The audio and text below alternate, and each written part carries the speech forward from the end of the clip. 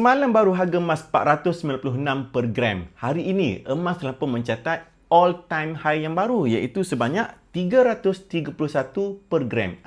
Kenapa makin murah pula?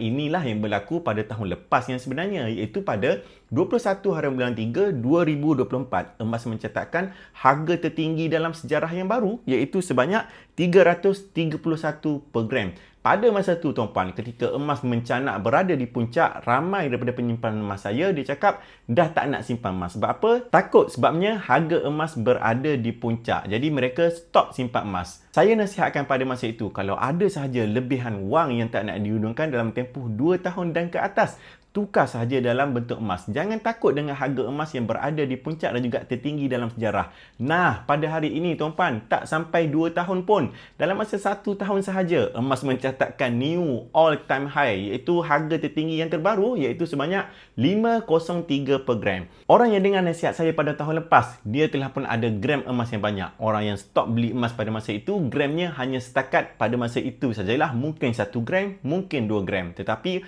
orang yang konsisten membeli dan juga menyimpan emas, pada tahun ini dia sudah pun tersenyum lebar. Sebab apa? Harga emas telah pun mencatat harga tertinggi yang baru. Dan pada hari ini, saya nak bagi nasihat yang sama. Jangan takut dengan harga emas yang tinggi, sebabnya harga emas confirm akan naik lagi lepas ni dan mencetuskan harga yang tertinggi dalam sejarah yang baru. Persoalannya, ketika harga emas naik mencanak dan juga tinggi, kita ada berapa gram pada masa tersebut ataupun kita hanya berkira-kira sekadar ada 1 gram ataupun 2 gram sahaja. Simpan emas, simpan dengan matlamat. Setkan matlamat tuan-puan nak capai apa, berapa gram dengan simpanan emas. Kemudian tuan-puan berusahalah untuk konsisten menabur emas.